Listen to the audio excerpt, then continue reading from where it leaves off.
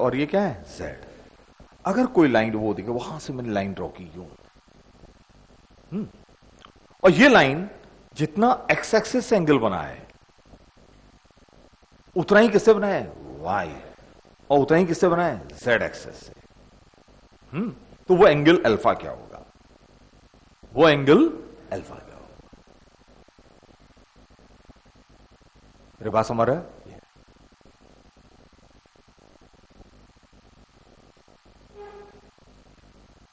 वो निकालना है।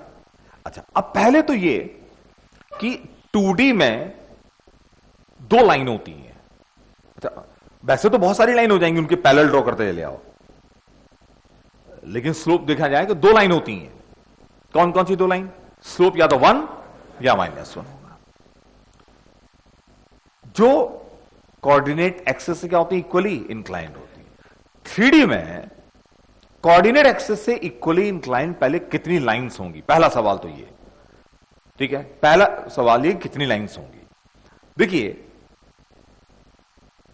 कितनी लाइंस होंगी, 4। कितनी होंगी 4। चलिए पहले 4, पहले अब डायग्राम बाद में बताऊंगा, क्योंकि पहले मैं चाहता हूं कि यहां पर देखिए कोई लाइन अगर कोऑर्डिनेट एक्सिस से इक्वली इंक्लाइंड है, कोऑर्डिनेट एक्सिस से क्या इक्वली इंक्लाइंड है, तो cos alpha cos beta cos gamma तीनों क्या हो जाएंगे बराबर। Cos alpha cos beta cos gamma क्या हो जाएंगे बराबर। तो मतलब LMN क्या हो जाएंगे मतलब बराबर।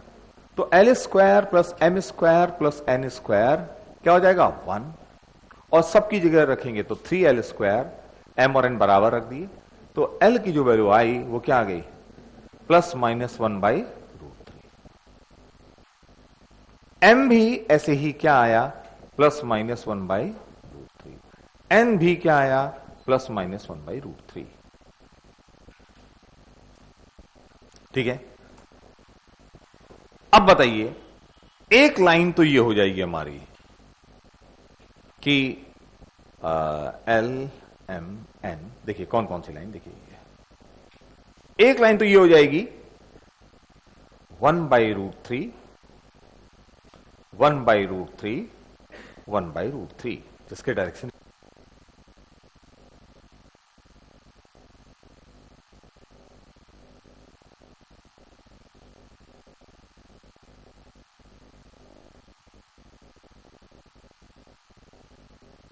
प्लस साइन, तीनों प्लस साइन, एक लाइन आ गई। फिर क्या लें बताइए दूसरी लाइन। अब क्या लिया जाए, क्या लिया जाए बताइए। वैसे बताइए कितनी लाइन पॉसिबल होगी, हाथ देखे देखे बताइए। 2 2 4 कितनी 8, कितनी लाइन आ जाएंगी 8। ऐसा तुम लोग सोच सकते हो 8 लाइन नहीं होंगी, 4 ही लाइन आएंगी। 4 लाइन क्यों आएंगी देखिए, जैसे तुमने ये प्लस प्लस प्लस ये लिया, अगर ये ले लो यहां माइनस माइनस कर दो माइनस, ये वही तो लाइन है, ये लाइन क्या है वही है। तो इसलिए इस केस और इस केस को हम अलग अलग नहीं लेंगे, ये वही लाइन तो है। क्लियर है। तो अब क्या होगा, ये ले लीजिए 1/√3 1/√3 -1/√3, और एक लीजिए 1/√3 -1/√3 1/√3, और एक -1/√3 1/√3 और 1/√3। इसके अलावा कोई नहीं लोगे, क्यों। अब देखिए बाई चांस तुमने ये ले लिया -1/√3 -1/√3 और 1/√3 ले लिया, तो ये लाइन और ये लाइन सेम है। अरे माइनस से मल्टीप्लाई कर दोगे इसको तो वो नहीं आ जाएगा, पर लाइन यूं यूं आ जाएगी, लाइन तो वही है। अरे क्लियर है। तो कितनी लाइंस होंगी, 4 लाइंस होंगी जो कोऑर्डिनेट एक्सिस से क्या होंगी इक्वली इंक्लाइन। यह पूछा या ऐसा पूछा जाए, ऐसे 4 लाइन बोलने में लग रहा, ओरिजिन से पास होने वाली कितनी लाइंस होंगी, बोलिए 4। वैसे तो और जगह से पैरेलल आ जाएंगी, तो ओरिजिन से पास होने वाली कितनी लाइंस होंगी जो कोऑर्डिनेट एक्सिस से क्या होंगी इक्वली इंक्लाइंड, और उनके डायरेक्शन कोसाइंस क्या होंगे 1/√3, 1/√3, 1/√3। अच्छा आप जरा सोचो, cos alpha is equal to 1/√3, cos alpha is 1/√3। ये एंगल कितना होगा? कैलकुलेटर किसी के पास हो, निकाल के दिखाओ। cos इनवर्स 1/√3, cos इनवर्स 1/√3, जल्दी से निकाल के दिखाओ कितना आ रहा है।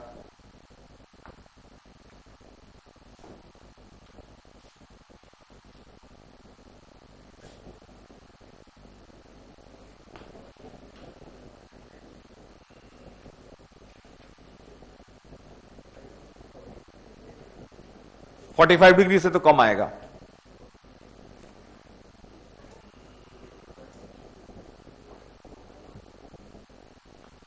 cos इनवर्स 1/√3 कितना आ रहा बताओ?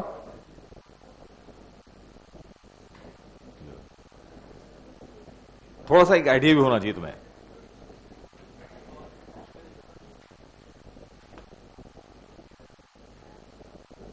सॉरी, हाँ, 45 से बड़ा आएगा। कितना आ रहा है? 54 आ रहा है ना? हाँ, 45 से बड़ा आएगा वो। तो कॉस इनवर्स का ग्राफ देखोगे ना, नहीं सॉरी, मैंने क्या किया मैंने, ना हाँ, कॉस इनवर्स का ग्राफ देखोगे यूं तो 1/√2 से पहले आएगा। हाँ ठीक है, 1/√3, 1/√3 क्या आएगा? बड़ा आएगा। क्लियर है? तो कितना आ रहा है? 54.73। अच्छा, ये 54.73 आया। ये एंगल किसके पास आ रहा है? कुछ ऐसा एंगल 54 डिग्री तुमने पहले सुना है? कौन सा? T3? कौन सा वाला? तुम्हारा 54 आ रहा है, क्या आ रहा है? ये 53 बोल रही है। कितना आ रहा है? 54 डिग्री, 54.7, हाँ 54.6। तो अप्रोक्सीमेट है, ये भी क्या है? अप्रोक्सीमेट है, 54.6। अब ये सोच, तो इसका मतलब जो लाइन कोऑर्डिनेट एक्सेस से क्या होगी? इक्वली इंक्लाइंड होगी। वो कितना एंगल बनाएगी? अप्रोक्सीमेटली कितना? 54 डिग्री। एक्स एक्सेस से 54 किधर? वाई। 54 किससे? जेड एक्सेस से। क्लियर? अब वैसे लिखना चाहिए क्या? Cos inverse 1/√3। कितना एंगल होगा? Cos inverse 1/√3, cos inverse 1/√3। Clear है? अच्छा, अब एक चीज और देखिए इधर,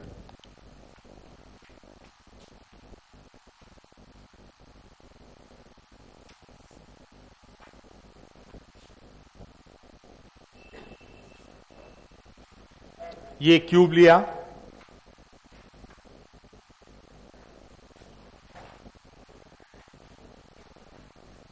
ये क्यूब लिया, ये ओरिजिन मान लिया, क्यूब है ये, तो सारी साइड्स इसकी बराबर होंगी। ये एक्स एक्सिस, ये वाई एक्सिस और ये जेड एक्सिस है। ठीक है, ये सारी साइड्स इसकी बराबर होंगी। ठीक है, अब हम एक चीज देखिए कि मैं डायगोनल ले लूं पहले, ये डायगोनल ले लूं, ये वाला डायगोनल। तो ये डायगोनल क्या होगा? तीनों एक्सेस से क्या होगा? Equally incline. अरे होगा ही होगा, तीनों एक्सेस से क्या होगा? Equally incline. ये बात समझ गए? तीनों एक्सेस से क्या होगा? Equally incline. अरे होगा क्यूब में, ये तो तुम लोग को लग रहा होगा। ये मान लिया A B C D E F G, तो ओ ई डायगोनल जो होगा तीनों एक्सेस से क्या होगा? इक्वली इंक्लाइन होगा। तो ओ ई के डायरेक्शन कोसाइंस क्या हो जाएंगे? 1/√3, 1/√3, 1/√3। अरे होंगे, ये इसके क्या हो जाएंगे? डायरेक्शन कोसाइंस हो जाएंगे। किसके? ओ ई के।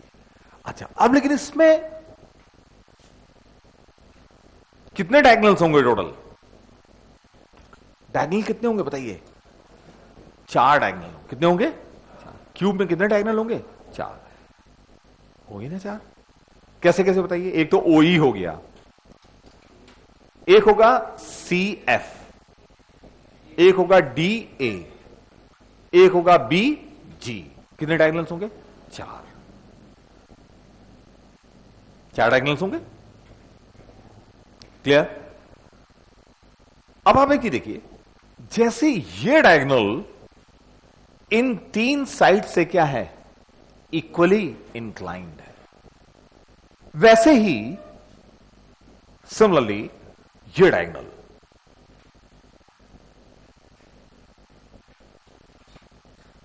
डायगनल भी क्या होगा? कौन सा डायगनल? C F. ये डायगनल किससे? इन 3 से। देखो किससे? कौन से 3 साइड से? इससे, इससे और इससे क्या होगा? इक्वली इंक्लाइन होगा। अरे ठीक है। अच्छा अब एक बात और देखो, ये लाइन क्योंकि इसके पैरेलल है, ये लाइन इसके पैरेलल है, ये लाइन इसके पैरेलल है। अरे बात समझ में आया? नहीं समझ में आया? इसका मतलब क्या हुआ कि ये डायगोनल जो होगा ओरिजिन से पास होने वाले एक लाइन के पैरेलल होगा, जो लाइन इन तीनों लाइन से क्या होगी? तीनों एक्सेस से क्या होगी? Equally incline. अरे बात समझे? तो अब हम ये कंक्लूड कर सकते हैं कि 4 डायगोनल्स होंगे और चारों डायगोनल्स क्या होंगे? 4 डायगोनल्स इक्वली इंक्लाइंड होंगे। किससे? कोऑर्डिनेट एक्सेस से। और कोऑर्डिनेट एक्सेस से इक्वली इंक्लाइंड ओरिजिन से पास होने वाली कितनी लाइंस होती हैं? 4 लाइन होती हैं। और ये डायगोनल भी क्या होंगे? ये वाला डायगोनल उनमें से किसी एक लाइन के क्या होगा? पैरेलल। ऐसे दूसरा डायगोनल क्या होगा? दूसरी लाइन के पैरेलल। तीसरा डायगोनल क्या होगा? तीसरी के पैरेलल। और जो ओरिजिन से पास हो रही डायगोनल वो तो सीधे वही हो गया। ये समझ में आई बात या नहीं आई? कितने लोगों को समझ में आ गई? आ गई? अब अगर ये पूछा जाए, देखिए कि जो 4 डायगोनल्स होंगे, ठीक है, उन 4 डायगोनल्स के जो 4 डायगोनल्स होंगे, 4 डायगोनल्स जो होंगे उनके डायरेक्शन क्या? कोसाइंस। उनके डायरेक्शन कोसाइंस। ठीक है, 4 डायगोनल्स के डायरेक्शन कोसाइंस। कौन सा डायगोनल कौन सा है ये देखने की जरूरत नहीं है, बस हम ये बताओ 4 डायगोनल जो होंगे उनके डायरेक्शन कोसाइंस क्या क्या होंगे? एक का होगा 1/√3, 1/√3, 1/√3। एक होगा कौन सा बताओ? 1/√3 माइनस कर दिया, 1/√3। एक को माइनस करते चले जाओ, 1/√3 माइनस 1/√3 और 1/√3, 1/√3, 1/√3 माइनस 1/, ये 4 डायगोनल्स होंगे। ठीक है, अब आप सोचने की जरूरत नहीं है। क्यूब में जो 4 डायगोनल्स होंगे हैं, अगर ये कहा जाए वो जो क्यूब में 4 डायगोनल्स होंगे, मैंने एक इसको ओ मान लिया। क्या मान लिया इसको? ओ। तो इधर आई एक्स आई हो जाएगा, इधर क्या हो जाएगा? जे, इधर क्या हो जाएगा? के। अब जो 4 डायगोनल्स होंगे उन डायगोनल्स के अराउंड तुमसे बोला जाए कि वेक्टर्स बताओ। वेक्टर्स क्या क्या होंगे बताइए जरा? 1/√3 आई, 1/√3 जे, 1/√3 के। तो एक डायगोनल जो होगा 1/√3, अच्छा, और 1/√3 कॉमन ले लो, हटा दो उसको, तो क्या बचा? आई प्लस जे प्लस के। तो एक डायगोनल आई प्लस जे प्लस के क्या होगा? पैरेलल होगा। और एक डायगोनल पैरेलल होगा माइनस आई प्लस जे प्लस के। एक डायगोनल पैरेलल होगा आई माइनस जे प्लस के। एक डायगोनल पैरेलल होगा आई प्लस जे माइनस के। ये तुम लोग समझ गए या नहीं समझे? ये बिल्कुल क्लियर हुआ?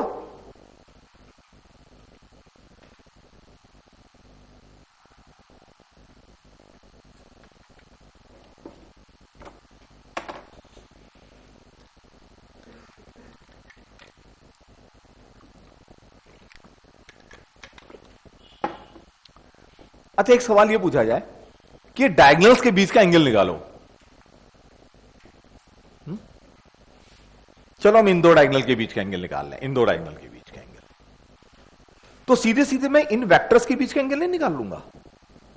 ये नोट कर लेना, डायगोनल्स के बीच का एंगल निकालना, इन दो मैं इन दो वेक्टर के बीच का एंगल ना निकाल लूं। अरे वो बेकार में हम लोग क्यों लिखे हैं √3 है वो खाली, ठीक है ना। अरे बात समझ रहे हैं, हम इन दो वेक्टर के बीच का क्या निकाल रहे हैं, एंगल। तो बता, इन दो वेक्टर्स के बीच का एंगल निकालना है, डॉट प्रोडक्ट लिया ये, और फिर क्या आया 3। अरे 3 आएगा, देखो नीचे, क्यों, कितना आ गया 1/3, ठीक है। अच्छा, कोई भी दो डायगोनल के बीच का एंगल निकालो, तो cos थीटा बराबर क्या आएगा, बोलो 1/3। तो इट्स वेरी इंटरेस्टिंग। आपको अब देखिए ऐसे बता सकते हो आप कि क्यूब में कोई भी दो डायगोनल लिए जाएं, उनके बीच का एंगल क्या होगा, cos inverse 1/3, cos inverse 1/3। Take any two diagonals, उनके बीच का एंगल क्या आएगा, cos इनवर्स 1/3, ठीक है। और ये चीजें देखो अगर माइंड में रहेंगे, अब भूलना नहीं कभी भी, डायगोनल्स के बीच का एंगल क्या, अच्छा स्क्वायर में तो डायगोनल्स के बीच का एंगल क्या होता है,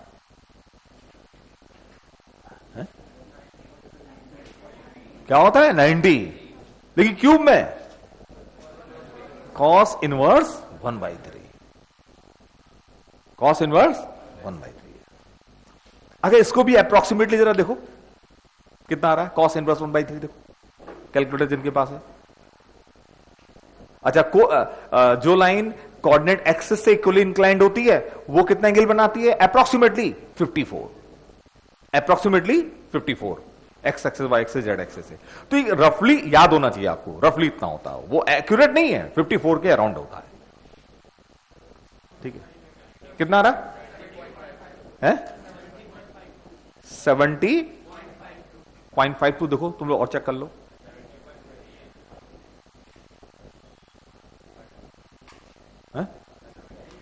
यही आ रहा है।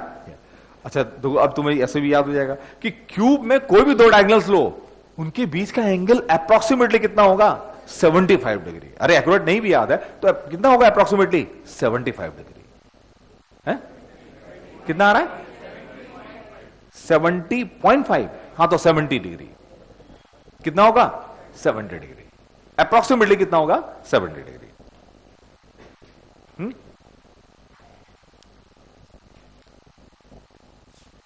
अब इसके बाद दूसरा सवाल जो पूछा गया कौन सा, 4/3, कौन सा पूछा गया 4/3।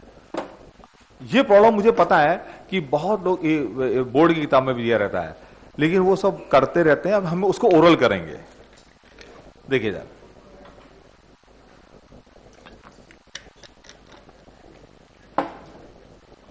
सब लोग इधर देखिए क्या बोला गया है कि एक लाइन, जो फर्स्ट प्रॉब्लम दी थी ना, जिसको कहा था मैंने बाद में करेंगे, जिसको मैंने बोला था क्या बाद में करेंगे, अरे बोला था, एक क्यूब है, ये क्यूब, ठीक है, 4 डायगोनल्स होंगी इसकी, और एक लाइन है ये लाइन चारों डायगोनल से कितना एंगल फॉर्म करती है, alpha beta gamma and delta. यहां ये alpha beta gamma delta direction cosine से मतलब नहीं, ये क्या है एंगल्स हैं, किसके किसके बीच के। ये वाली लाइन एक डायगोनल से कितना एंगल फॉर्म कर रही है, अल्फा, दूसरे से बीटा, तीसरे से गामा, चौथे से डेल्टा। तो हमें यह निकालना है cos square alpha plus cos square beta plus cos square gamma plus cos square delta, ये निकालना है, ये फाइंड करना है। क्लियर। देखो जब हमने वो चीज कर ली ना, अब हमारे लिए बहुत आसान है। मैंने इस लाइन के डायरेक्शन कोसाइंस मान लिए एलएमएन है, क्या है एलएमएन, इस लाइन के डायरेक्शन कोसाइंस क्या है एलएमएन, ठीक है। अब ये लाइन एक डायगोनल जिसके डायरेक्शन कोसाइंस क्या थे, 1/√3 1/√3 1/√3। क्लियर है? उससे कितना एंगल बनाएगी, 1/√3 1/√3 1/√3 वाले से कितना एंगल बनाएगी बताइए। मान लिया अल्फा एंगल बना रही है, कितना एंगल बना रही है, अल्फा। तो कॉस अल्फा बराबर क्या होगा, कॉस अल्फा बराबर क्या होगा बताइए, क्या होगा, L/√3 M/√3 N/√3 अपॉन वो L² + M² + N², वो 1 होगा, और 1/√3² वो भी क्या होगा, 1 होगा। ये कॉस अल्फा आ जाएगा। ये क्या आएगा, कॉस अल्फा। तो कॉस अल्फा जो आ रहा है वो ये आ रहा है, 1/√3 कॉमन ले लो और L + M + N, ये कॉस अल्फा आ रहा है। अब देखिए, जब आपको फंडा क्लियर है तो जो डायगोनल आएगी, दूसरी डायगोनल में क्या होगा, डायरेक्शन कोसाइन जब लेंगे, एक का क्या ले लेंगे, -1/√3 और -1/√3 1/√3 1/√3, और इसके साथ एंगल, ठीक है। तो क्या हो जाएगा बताइए, सॉरी ये कॉस अल्फा है, ये क्या है, कॉस अल्फा। तो कॉस बीटा क्या होगा, उसमें क्या आ जाएगा बताओ, -L + M + N। फिर बताइए कॉस गामा क्या होगा, 1/√3 और L - M + N। फिर कॉस डेल्टा क्या होगा, 1/√3 L + M - N। यह है। सबको स्क्वायर करके क्या करेंगे, अगर हम ऐड करेंगे, सबको स्क्वायर करके क्या करोगे, ऐड, स्क्वायर करके ऐड किया,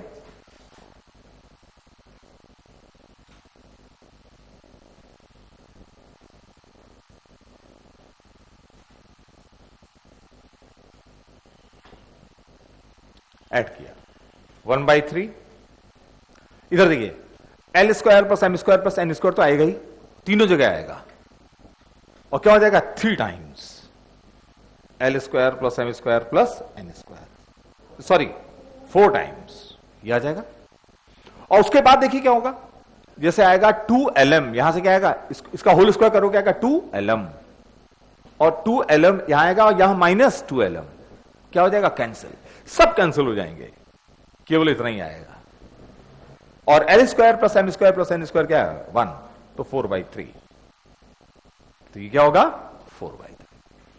अब तुम समझ जाओगे कि मैंने पहले वो जो सेकंड प्रॉब्लम पहले क्यों कराई। ये क्लियर हुआ?